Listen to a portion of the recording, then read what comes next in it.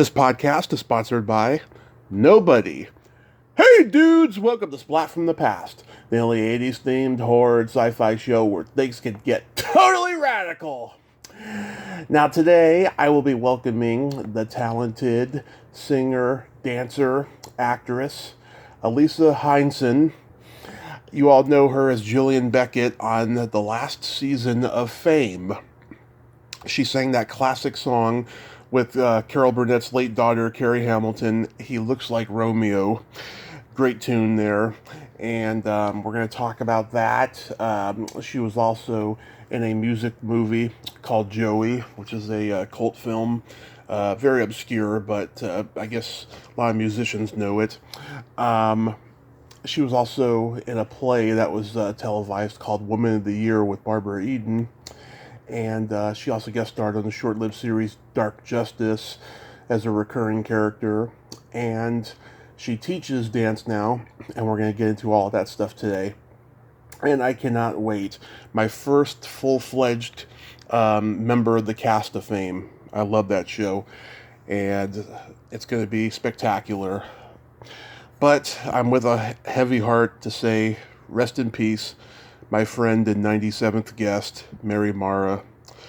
They say that she drowned in New York yesterday, and I just cannot believe it. I'm so devastated. I got to talk to her on May 18th, 2018. We made plans to meet in person in Los Angeles and do another podcast eventually, but it never came to be because she moved to New York and then she dropped off social media. But, we got to talk, off the air on Facebook and stuff leading up to her departure from social media. That woman was so amazing. She overcame the fucked up nature of Hollywood and did everything on her own terms and left a wonderful body of work.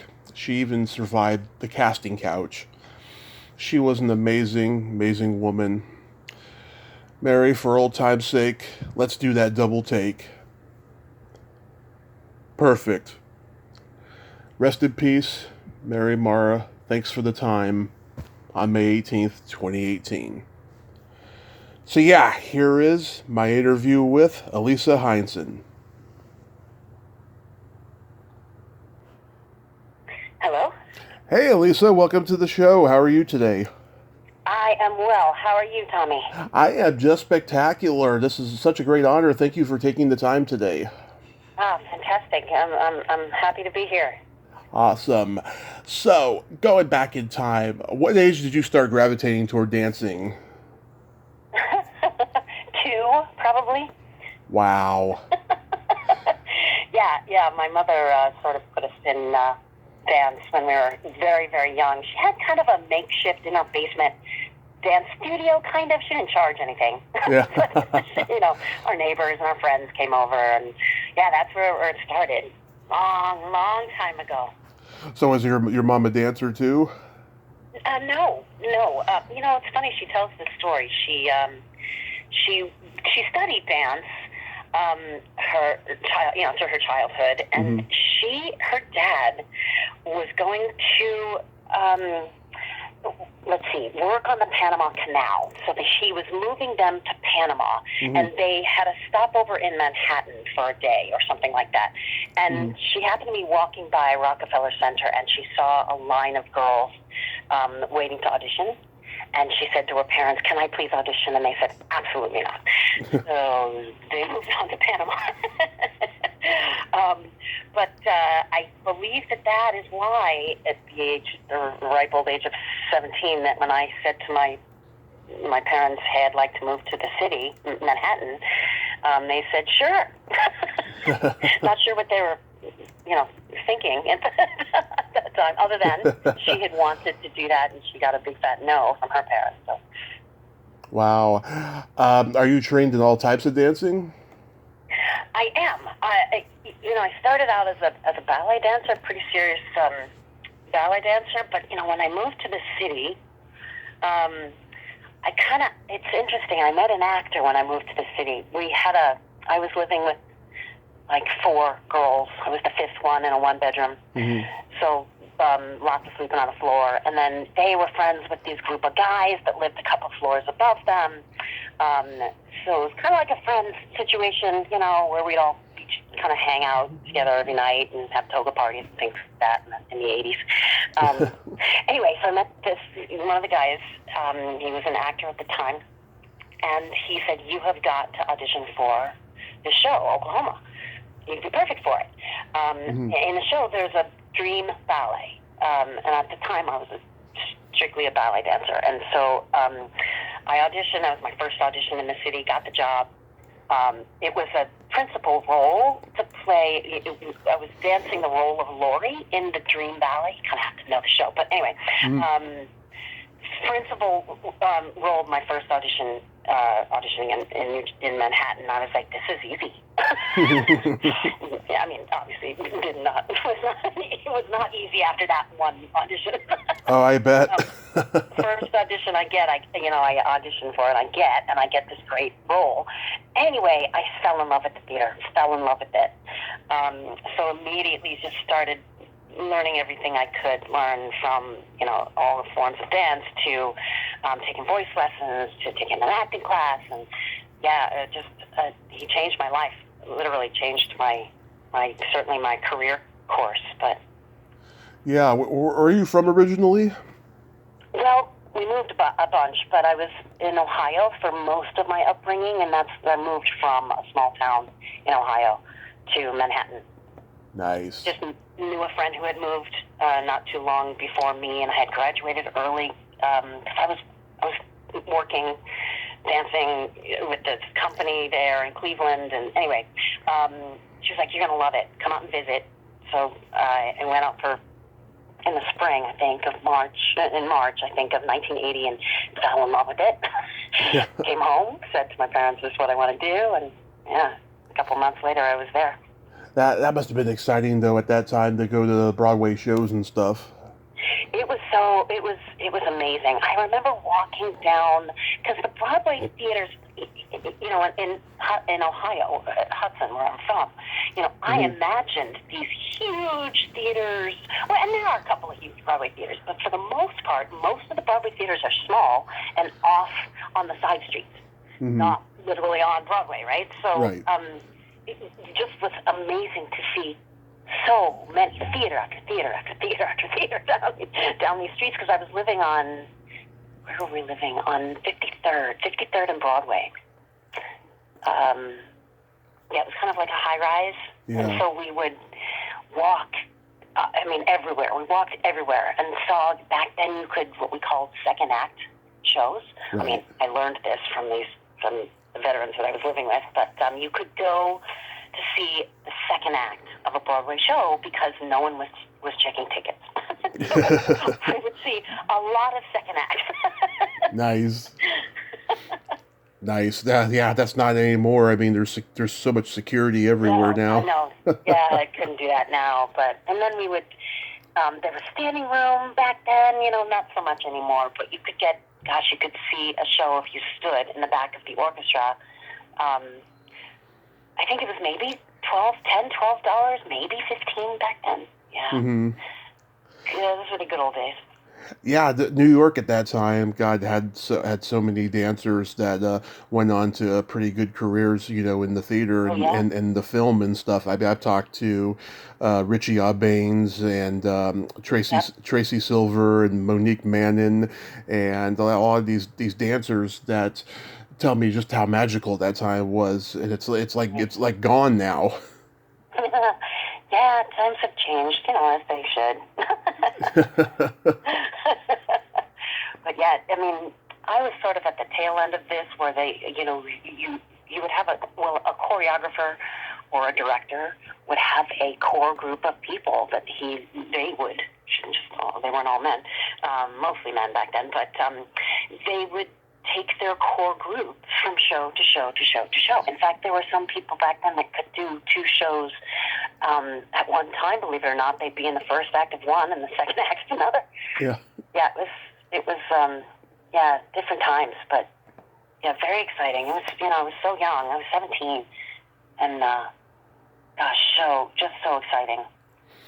And in 1984, you do a Broadway adaptation that got filmed for TV called Woman of the Year. Oh my gosh, yes. So, Barbara Eden. Mm-hmm. Do you know who Barbara Eden is? Of course. Are you too young? Okay. Yeah. I was in love with with I Dream of Jeannie, and then I got to work with her, and I was just in awe. I couldn't even speak to her. I was so in awe of her, and she was fabulous in the show. Yeah, no, that was fun. That was a great job. I had a lot of fun jobs. Fun shows. Yeah, was she talking about about why NBC didn't want her belly button shown? She did tell us this story. Yeah. Yeah. Can you believe it? Yeah. It makes sense though, doesn't it? You know that that the belly button would be an enticement of the breast and vagina. Yeah, she was cool. She was very open. Like, she would just tell, if you asked her anything, she would tell you. She was very, very cool. Yeah. Gorgeous. She was still fabulously gorgeous. Oh, my God. And she still is, and she'll always will be, you know? Yeah, definitely. Yeah, how many performances of that play did you do? Well, let's see, we toured a lot. That was, we toured a lot of the East Coast. So, I don't know. Oh, my God, I don't remember. Maybe 4 months of touring, which isn't a whole heck of a lot, but... yeah, 200 plus. Yeah. Being young and touring, oh my God. And then, so you do a show at night, and a show like that, it wasn't real taxing. We just played all day and toured the city wherever we were, and just had a blast all day and did a show at night. And it was just, it's the best of both worlds, really. You get to do a fantastic show, and you're getting to see the world, well, the United States in that case. But yeah, I mean, I've toured all over, but yeah, when we're young, it's fun. Yeah. Then you do a cute little music movie called Joey. How did that come about? So yeah, let's see. What the heck was I doing? I won't remember what show I was doing. But that was a low-budget SAG commercial. And I got my SAG card because I did a lot of commercials. Did I call it a commercial? A film. Low-budget SAG film. And I'd done a bunch of commercials. I did commercials before I ever did a Broadway show. Right. I was, you know, back then I was very commercial type. And I'd never spoken a word in the industry. On the stage, never spoken a word. I'd sung. I'd never actually spoken. So here I am auditioning for this low-budget film, and I get the job. I'm like, wow, how did that happen? And the budget actually got expanded, which is nice, because they used these doo-wop bands. It was a cool concept. Mm-hmm. But yeah, I started watching the dailies, so like every day you watch what you shot, and I hated it. So I started studying intensely some Meisner acting technique, and so it wasn't my best work, but I was super young. It seems like I've improved a lot since then. Yeah, it seems like that movie didn't get a wide release. Do you know why that is? I don't know. You know, but weirdly, it was sort of like a cult thing. Mm-hmm. It was on HBO. Yeah.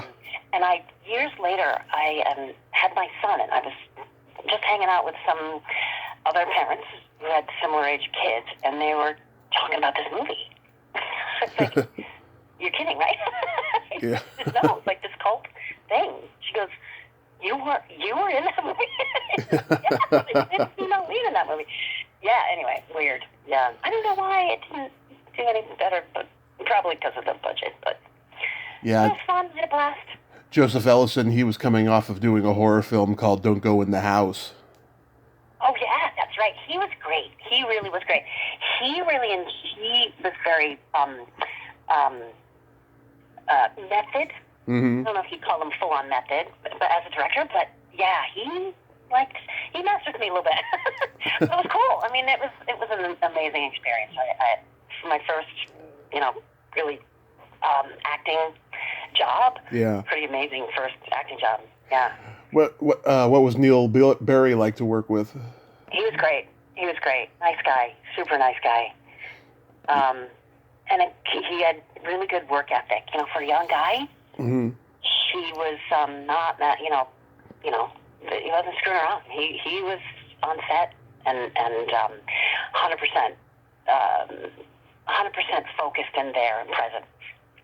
Yeah, he had just done this wonderful movie Marissa Silver directed called Old Enough, and he was really great. He was really great in that. He's great in everything he does. Talented guy, I know. He must still be. Is he? Do you know? Have you interviewed him? No. I don't know if he's still working. I should look on his IMDb and see. But yeah, he would probably be good to talk to in the future.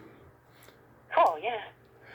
So how do you get cast? For me. I sure will. Just kidding. I've connected a lot of people on this show. I'll tell you, people who lost touch years ago. Yeah. Oh, cool. So how do you get cast as Jillian on Fame? So I was doing a Broadway show, 42nd Street, Mm-hmm. and I was working on the workshop of a show called Smile that they brought to Broadway that it didn't last. Oh yeah, Bruce Dern was in the movie. Yes. Mm-hmm. Yeah. It was based on that movie, in in the 70s. But Yeah. great cast, really, really wonderful cast. But so, anyways, they were bringing that to Broadway, and then I was doing 42nd Street at the time, and I was going to leave to do Smile, and then this audition came about, and gosh, there must have been 4 or 5 auditions before, the actual screen test. Mm-hmm. Gosh, somebody showed me years later. Oh my gosh. Just horrible to watch yourself, but anyway. Yeah. I think part of it, is they had it all written out. This character takes over for Nia because she loses her voice. It was a show that they set in kind of the 40s style, 30s, 40s style, Yeah. whodunit kind of thing. And it started in black and white and went to color. It was very, very well done. It was about the 42nd Street theme, where the young girl from small town gets thrown into the starring role of a show. That's what 42nd Street is about. So the fact that I was doing 42nd Street and that this character, Jillian, was to play that character in that episode, I think had something to do with why I got the job. Probably, but that was a grueling audition experience. And then I remember I get the call from my agent, and then I didn't hear from them for a while. And in the meantime, I'm negotiating this contract for Smile. Mm-hmm. So I don't know what's happening. I call my agent back and I go, please don't lose this job for me. Please don't lose this job. I'll do it for free. And she goes, how dare you? Don't say that. Don't tell that to anybody else. But she said, relax, don't worry. It's a process. We're fine. We're handling it. But I was like, please don't lose this job. Yeah, that was fun. And then so we shot all of the exteriors, or I shouldn't say all of them, the episodes that were written, we shot the exteriors in Manhattan. And fun because all of my colleagues, were part of these exterior shots that were, especially the dance shots, but they were all over Manhattan. They were so cool. It was such a great time. And then, of course, I get to meet these people that I've been watching, Mm-hmm. The prior 4 years of the run of the show. I loved the show. Debbie Allen was an idol of mine. Yeah. And they all were. They all were. And so to meet them and then get to work with them, just one of the best jobs of my life. It's really a great experience. And then moving to Los Angeles, it was fun. I'll never forget the first time they brought me out to LA. I can't remember what it was for. I can't remember what the heck it was for, not to shoot anything, but and they put me up in a hotel in where the heck were we? Culver City, because that's where MGM was on there, and there was an earthquake in the middle of the night, and I woke up and I look over in the closet, and my clothes were like swaying right to left. I'm like, that's interesting. I fell back to sleep, and I woke up the next day to the news that said there was a huge earthquake. Yeah, that was my introduction to Los Angeles. I grew up on the show because I had a huge crush on Valerie Landsberg. Yeah. We're going back and forth, about doing an interview on the show right now, and I can't wait till it eventually happens. I've talked to Olivia Barash, Robert Romanus, Alicia Naff, who was a famed dancer in the first season. She didn't get along with Debbie Allen. Wow. Okay. Yes, but I remember her. Yeah. I remember all the dancers from that. Yeah, the first year. And Michael McGreevy. Oh, nice guy. Yeah. Nice guy. Yeah. Really talented writer, producer now, I think, director now. Yeah, they were really good, nice people. It was the great thing about it for me, besides to get to work with all these amazing people, was that they were so relaxed. The fifth season was such a relaxed set. There was they weren't stressed. I was, but they were so laid back and so cool. Yeah, it was fun. I had cocktail hour every day at 5 o'clock. We shot until midnight, by the way. Wow. Crew had. Well, by the time you got there, the show was in first run syndication, so there was no network looking over the shoulder. Yeah. I felt bad that I killed the show. Yeah, it's funny. I always thought the first two seasons on NBC were the best because it was much more structured and formed. The production values were better, and the writing was so much better. And then after a while, the show got repetitive. Yeah, it did. I kept watching it though. It just something about it. I mean, it was who I was or wanted to be for sure. It did. I mean, for me though, coming from the theater, it was amazing. The dancers rehearsed all day. Yeah. I mean, they worked their butts off. There was a production, or they'd written a song, or two or three. Mm-hmm. In a week's time, and you learn it, and you learn the choreography for it, and you put it on its feet. I mean, it's pretty amazing. It's pretty amazing what they could do. Yeah. How hard everybody, worked to get that done. I guess it took 7 days to shoot one episode, but yeah, for me it was an amazing experience. It was just beyond thrilled. Yeah, by that point, you also had guys like Michael Cerveris and Jesse Borrego on there, and and Carrie Hamilton. I love that song you two did. He Looks Like Romeo. Yeah, she was. Gosh, what a cool lady she was. She was a recovering addict, I think, just probably everything. But so she was all day long, day long, and she kind of took me under her wing. Thankfully, she's such a sweetheart, and me and Michael, and she would have these game nights. She would stay up all night and just play games. Mm-hmm. No alcohol involved. but she drank coffee all night. And she played games all night. And I didn't last very long because I like to sleep. But because we had to be at work at 6. At work at 6, so up to 5. Are you a lightweight? I'm up there lightweight, and I like to sleep. Yeah, same here. I haven't touched that. I haven't touched. Mom was on one of the episodes. That was. I haven't touched alcohol in 7 years, but when I did, I was always a lightweight. Beer, hard alcohol, anything. I just couldn't handle it. Oh wow! Yeah, probably. Yeah, your body's projecting it. Yeah. And Carrie Hamilton's mother, of course, was Carol Burnett. She guest starred on there. That must have been amazing. Oh my God, we were all beside ourselves. Carol Burnett, it's Carol Burnett. Yeah, she was, and as humble as could be. Yeah, I've never heard one negative thing about Carol Burnett. She is just a rarity. Yeah, and so talented, so funny, and so the daughter. Her daughter was just super talented. Did you two do a lot of rehearsal for that song? No, that's the thing. There's not, it's pretty quick.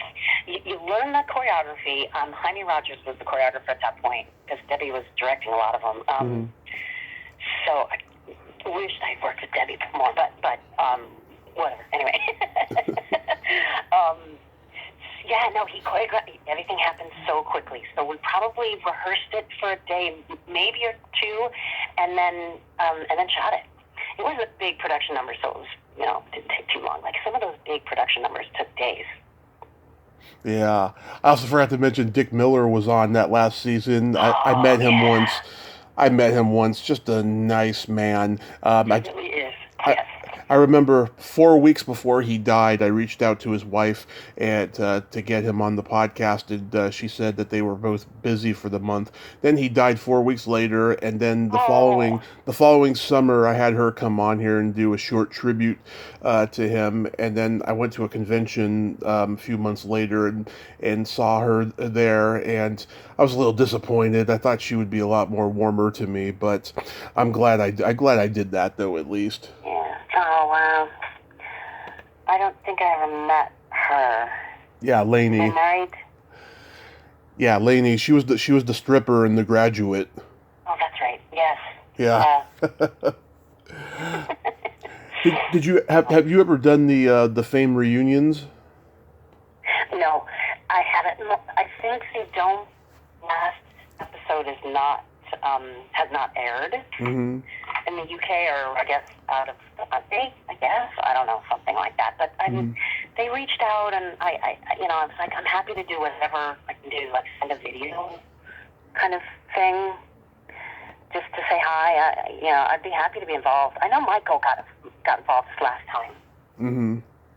Yeah, I know that they're doing one in September, and it's the 40th anniversary since they did their first tour of the UK.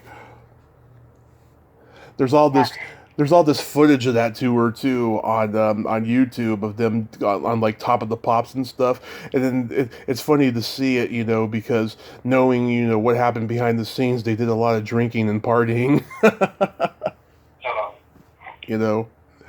It's pretty funny. So what did you do in the years between Fame and Dark Justice? Because I noticed there's a gap here. Wait, hold on. I think I lost you. Oh. Yeah.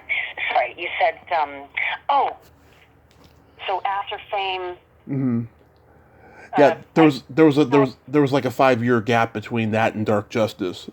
Yeah, so Phantom of the Opera coming to Broadway. And they were looking for a character of Meg. Mm-hmm.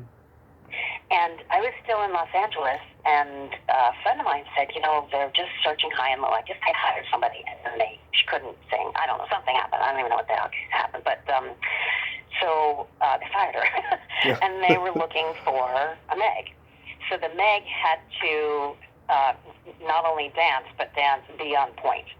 Have a pretty extensive ballet background, which I do. So, like one of my best friends called me up. She goes, "Oh, you should audition for this." So I called my agent, and they said, "Sure, fly in." So I fly in, had the audition, flew back to LA, and they called me back, flew back for the callback, and then hired me at that point. And I never got a chance to come back to LA to get my stuff. Yeah. They had already started rehearsal. Oh, wow. Yeah, it was weird because the last audition I had to do was, oh gosh, so right, it's I had to go meet Hal Prince and oh God, my brain is dead. Why am I blanking?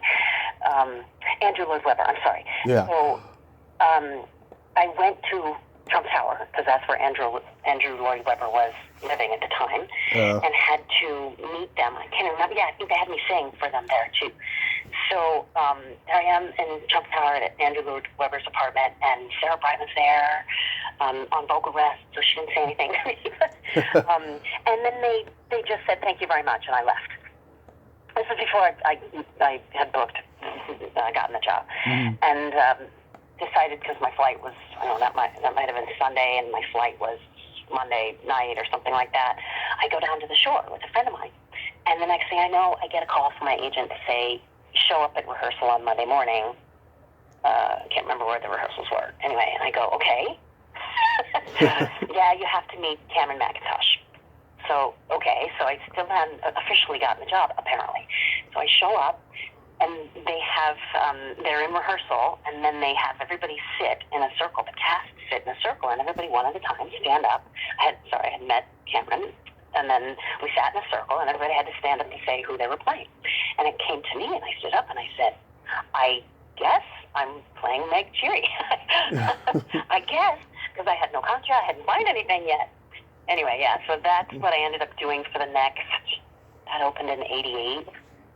Mm-hmm. January, sorry. And then, for the next almost 3 years, I did that show. Nice. And then moved back to LA, and that's when I got Dark Justice, yeah. And this was Phantom of the Opera? Phantom of the Opera, yeah. Wow, that's such an iconic play. I mean, that must have been a lot of fun. It was cool, because we got to meet, so every day for first of all, they had been sold out for years in advance, so they didn't even have to do advertising, nothing. We didn't do any commercials, we didn't even do a cast recording, a cast album, because most of the cast, the principal cast, had done it in London. So they just used the London cast recording, so I am not on that cast recording. And they just put an American flag on it. Kind of sucks for us, but anyway. It is what it is. But for the first 6 months, everybody who was anybody came to see the show. And then at the end of the show, they closed the curtain and they brought the celebrity or whoever it was backstage, and they shook everybody's hands. We got to meet them all, and that was for the first 6 months after every single show. It was fun, like Michael Jackson. I mean, anybody who was anybody. Wow, it was cool. What was Michael Jackson like? He was very quiet. Yeah. he was with Elizabeth Taylor. Yeah. And she was very talkative and funny and gorgeous. No, he shook everybody's hand, but he was very quiet. He didn't say anything. Nice. But he was Michael Jackson. We were like, oh man, just touch Michael Jackson. It's cool. Yeah. I vaguely remember Dark Justice. I see Bruce Abbott was on there. I met him once. Great guy. Yeah. Was that a good experience? It was. It was fun. I wasn't that involved in the show, although I did however many episodes, a number of the episodes. Mm-hmm. I played his assistant. Mm-hmm. And I think that there was one episode that they gave me where I had the main storyline. But for the most part, other than that, maybe I had, I don't know, 2 scenes in each episode. So it was a pretty easy gig. Yeah. So it was fun, yeah. Did you get to do any dancing or anything? No. No. Don't even know if they knew. Well, they must have known, but I could dance, or sing. But why do you think? So that was kind of cool. Why do you think it got canceled after 2 seasons? Was it just too controversial, or? Good question. Yeah. Their budget could have been way better. It was pretty low budget. Oh. A great idea. The concept was so cool. Yeah. I mean, judging from the premise here.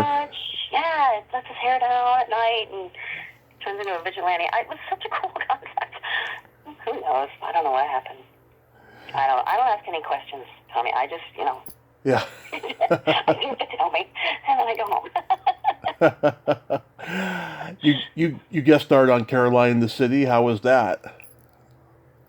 That was fun. Yeah, a friend of mine was writing for it. He was a writer. Oh my gosh, I'll recall his name because now he's huge. He's a huge success. Produces and does all kinds of sitcoms left and right. I'll think of it. Anyway, he was a writer on it, and he goes, "Yeah, you should audition for the show." So yeah, it's good to know people. Yeah. Yeah, right. You come to find out that that's a lot of it. Leah Thompson was the first celebrity I ever met at a Comic-Con. She was so sweet. She is. She's a nice lady. Right, I'm sorry. I don't have any juice on people. Because I noticed that episode had Matthew Perry, Jonathan Silverman, and Constance Towers. That's high-priced talent there. As I recall, it was like a crossover episode where the episodes were kind of crossing over each other. Yeah, that became a thing for a while there. How long have you been teaching dance for? So I had my son, he's 18, so 18 years ago.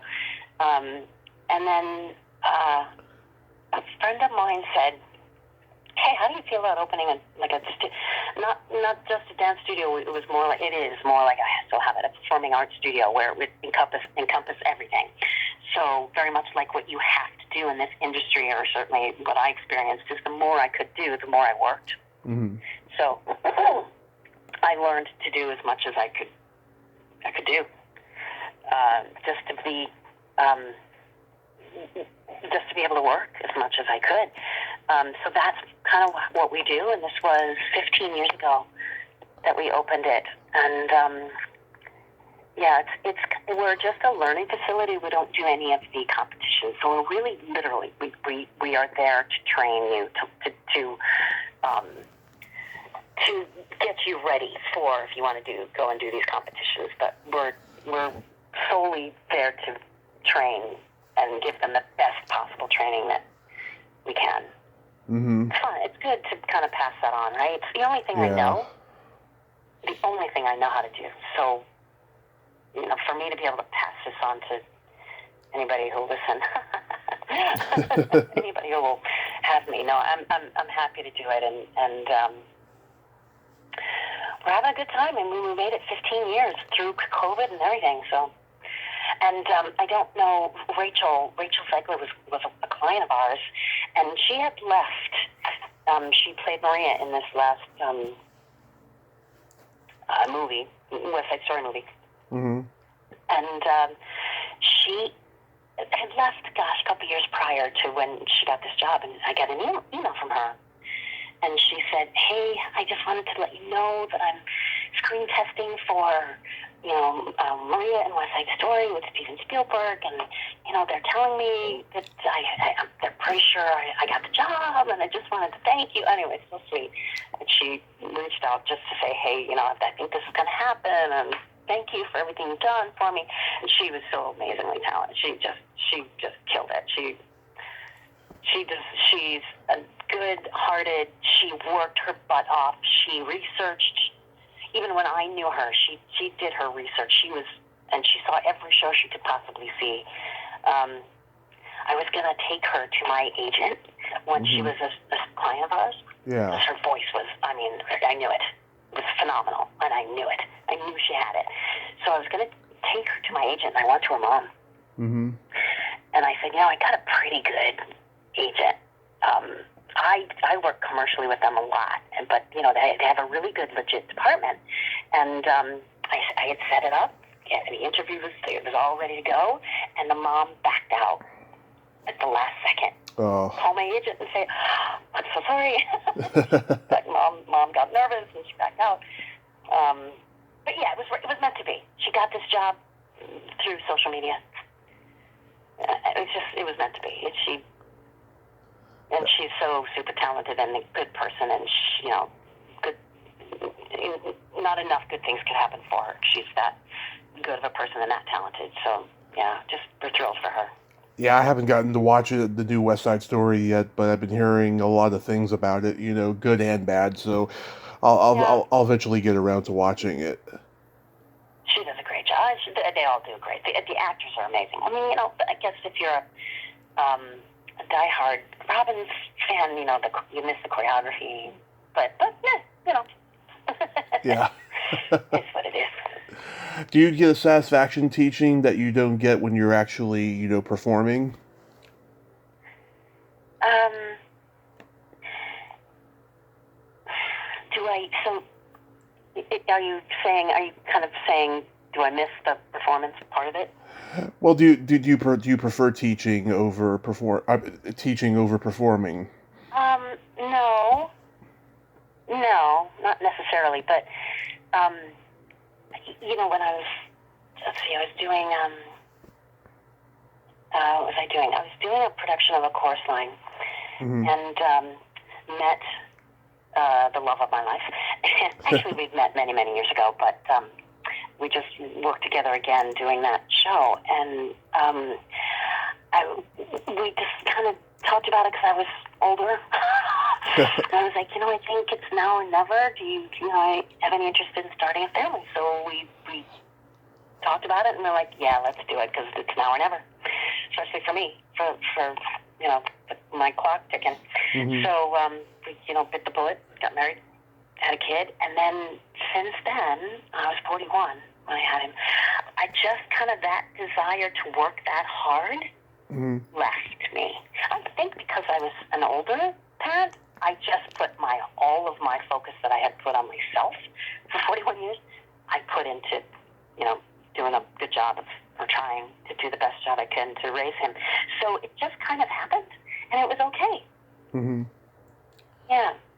Interesting. I mean, I'm not saying I would say, I would turn anything down if somebody handed it to me on a platter, but Yeah. performance-wise, but it takes a lot of effort, and you have to be at the top of your game. You should be. You have to be to compete in this industry, and I'm not. Those days are gone. Yeah.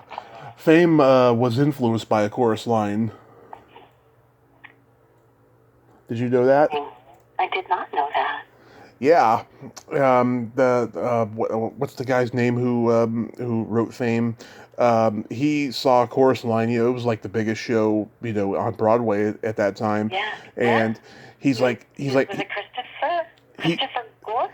Yes, and he liked the concept of these young talents being educated on how hard the business can be because they're looking through the superficial looking glass. So he wanted to come up with his own story of that. So he came up with Fame, at a performing arts school.